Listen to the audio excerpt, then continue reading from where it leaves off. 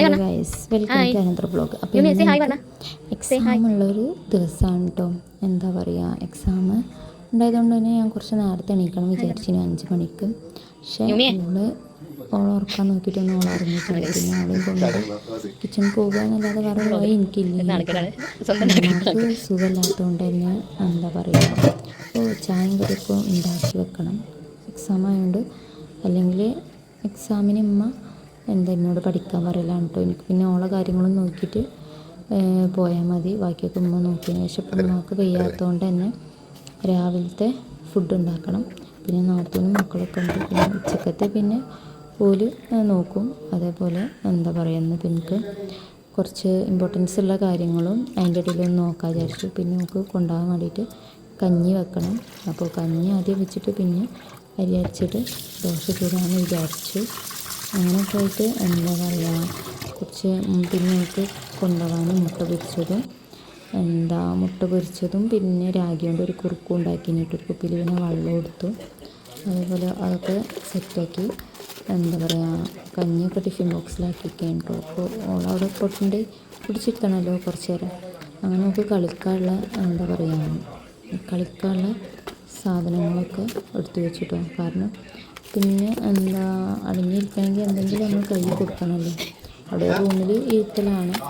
അപ്പോൾ കളി സാമാനങ്ങളും ഒക്കെ എടുത്ത് വെച്ചു. പിന്നെ അഥവാ ടപ്പിലാണെങ്കിൽ 10 മണി തൊട്ട് 11 മണി വരെയാണ്, 10 മണി തൊട്ട് 1 മണി വരെയാണ് എക്സാം.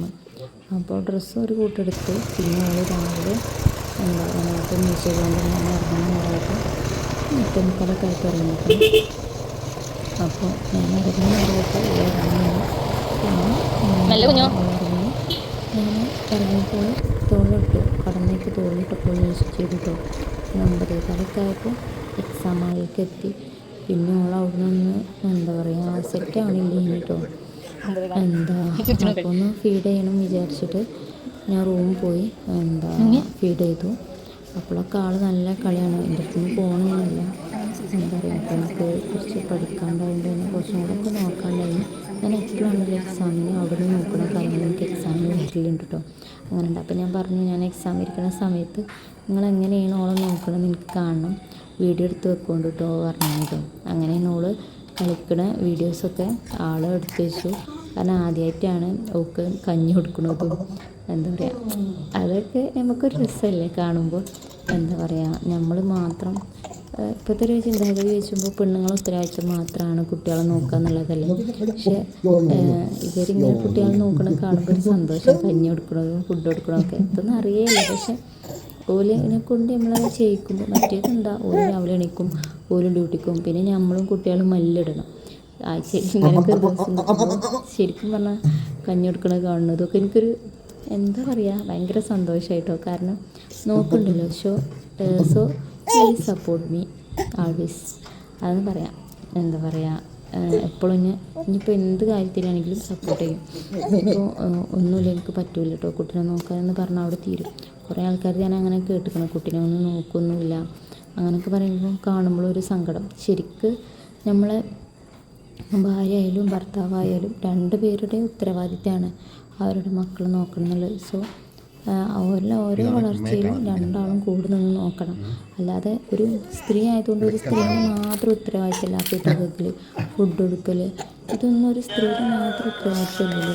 പഠിപ്പിച്ചവർക്കും കുട്ടികൾക്കുള്ള ഉത്തരവാദിത്തം കൂടിയാണ്. കാരണം എന്താ പറയുക, അവരും വേണ്ട ഇതൊക്കെ. അപ്പോൾ എൻ്റെ ഒരു കാഴ്ചപ്പാടെന്ന് പറഞ്ഞാൽ അങ്ങനെയുണ്ടോ. ഇപ്പോൾ ഞാനായാലും കുഞ്ഞായാലും കുഞ്ഞിനെന്തെങ്കിലും കാര്യം ഉണ്ടെങ്കിൽ, എനിക്കെന്തെങ്കിലും കാര്യം ഉണ്ടെങ്കിൽ കുഞ്ഞിനോട് ഏറ്റവും നേരം മറിച്ച് കുഞ്ഞിനാണ് എക്സാമെങ്കിൽ ഒരു ബുദ്ധിമുട്ടില്ല, പോയി എഴുതാണ്ടോ കാര്യമുള്ളൂ. എനിക്കായതുകൊണ്ടല്ലോ ഫോണും കൊണ്ടുപോയിട്ട് അങ്ങനെ സമയത്തിൻ്റെ കാര്യം വന്നത്. അപ്പോൾ എനിക്ക് തോന്നി എന്തുകൊണ്ടും ഇതായിരിക്കും. അപ്പോൾ അവിടെ ഒരു നിസ്കാര റൂമുണ്ട്, പ്രയർ ഹാളുണ്ട് കഴിഞ്ഞിട്ട്.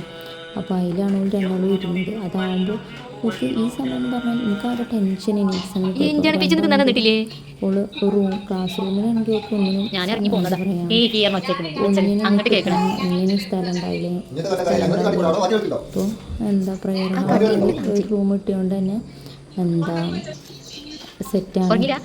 ഉപ്പിട്ടാനും കളിക്കാനും ഒക്കത്തിനും റെഡിയായ സ്ഥലമായിരുന്നു, ഫുഡ് വെക്കാനും ഒക്കത്തിനും. അതുകൊണ്ട് എന്താ എക്സാം കഴിയുമ്പോൾ ഉറങ്ങിയിട്ടൊന്നും കേൾക്കും ഉള്ളു കരയുന്നത്. പക്ഷെ 12 ഞാൻ എക്സാം നിർത്തി പോവാണ് കേട്ടോ. എന്താ ഓള് കരയാണോ വെച്ചിട്ട്, പക്ഷെ കുഴപ്പമൊന്നുമില്ല. ഇനി ആള് ഓക്കെ ആയി കുറച്ചൊക്കെ ഇരുന്ന് അതെനിക്ക് എനിക്ക് സന്തോഷമായി.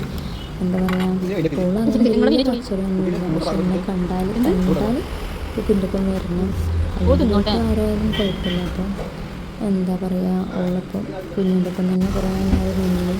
ആദ്യം പറഞ്ഞു എന്നെ കാണാത്തതുകൊണ്ട് ഒക്കെ ഒരു സങ്കടം ഉണ്ടായിരുന്നു. പിന്നെ കാരണം ശരിയായി. എനിക്ക് എന്തോ പ്രായത്തിൽ പോലെ പിറ്റനാട്ടിയാൽ മതി അതൊക്കെ. പക്ഷെ ഇന്നതൊന്നും മാറുന്നില്ല. അങ്ങനെ കുഴപ്പം സംശയം അത്രയുള്ളൂ. ഒക്കെ